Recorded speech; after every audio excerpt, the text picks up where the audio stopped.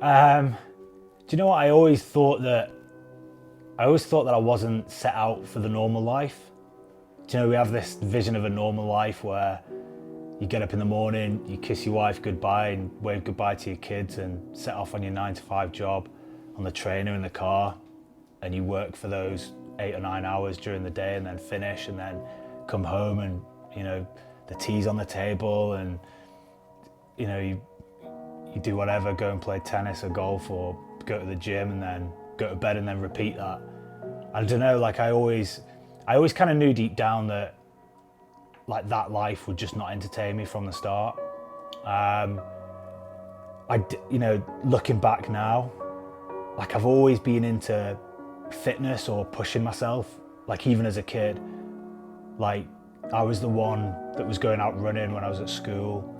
Do you know, I remember like my parents, or I remember I bought, you know, for Christmas, I wanted like the weights bench out of Argos, right?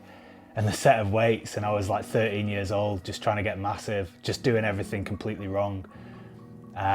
So like from an early age, I found comfort in pushing myself. Do you know, and all your other mates are, you know, still drinking and trying to score with girls, and yeah, I was just trying to throw weights around from an early age and just run. Yeah, like even now, I think you know, that gut feeling or that gut instinct is generally how I navigate through life. And you know, I think the more you do it and the more you actually follow that gut feeling and listen to it, the more in tune you get to it. But back then, you know, 16, 17 years old, it was, I don't know, like I've always had it in my, like I'm competitive, right?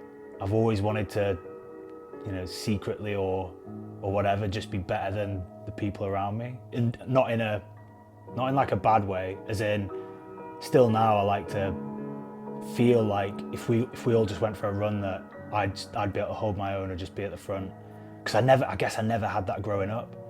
Like I was quite a chunky kid and quite a shy kid, so I've always just had this thing that's followed me around. You know, I've always had this like vision of myself following me around, that I'm just this shy, chunky kid that I was when I was younger. And I've always just tried to get away from that throughout my life, which led into kind of doing the fitness, you know, the Argos weights bench set. And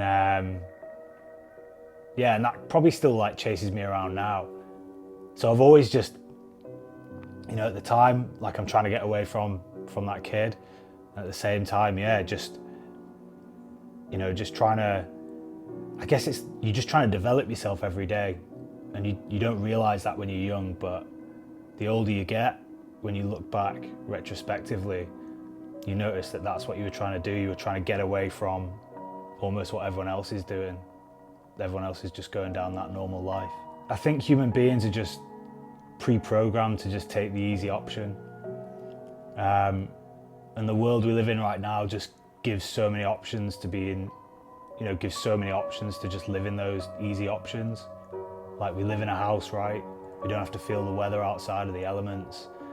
You know, there's no rain. Like we've all got a warm bed to sleep in. We've all got cash in the bank, whether we work or not.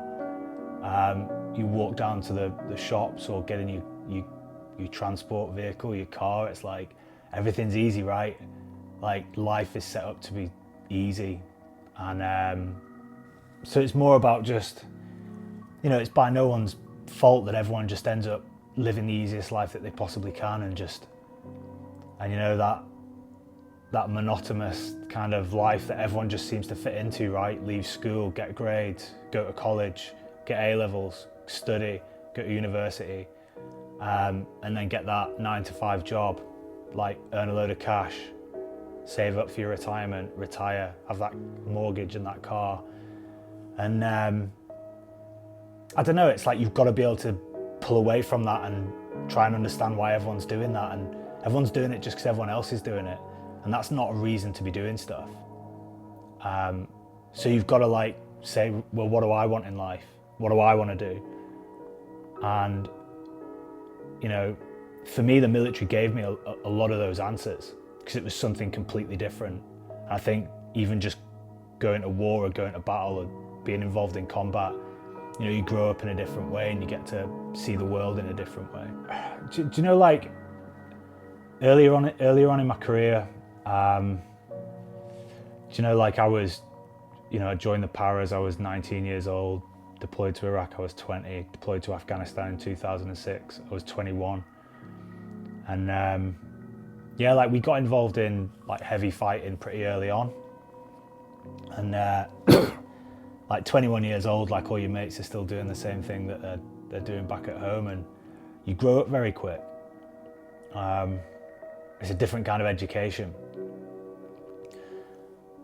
And then I think kind of, you know, like you're full of testosterone when you're 21 years old, aren't you? And, you know, you almost, I don't know, you kind of want to be in battle, but at the same time, you don't want the bad, you don't want the negative aspects of it. Like you don't want to see your mates die, or anyone die for that reason on your side.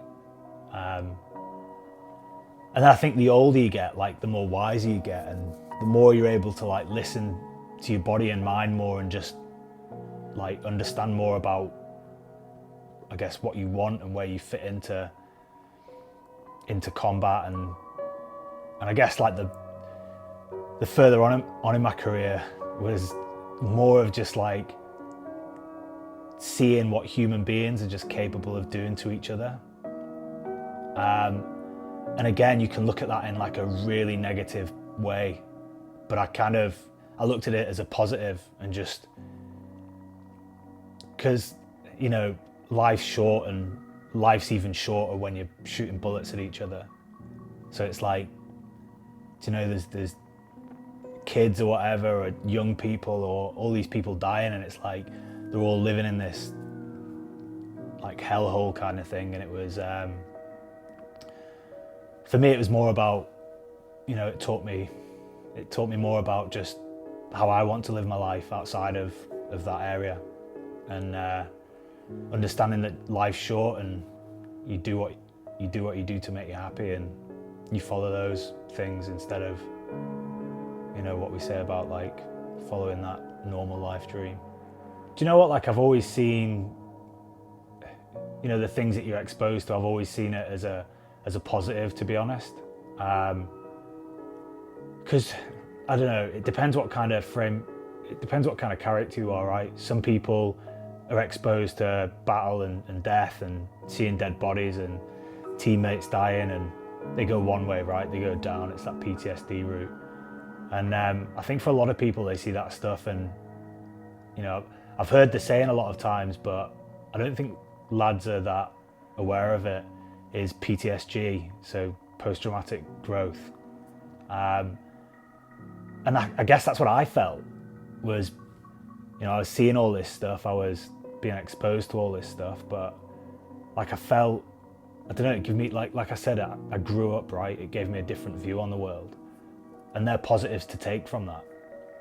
Like, you know, nothing, I don't have anything that haunts me, I don't have any snags or problems now. It's just, do you know, if you think of it, like humans have been at war for so long, like it's so natural war, but at the same time so unnatural, because we live in such a safe environment.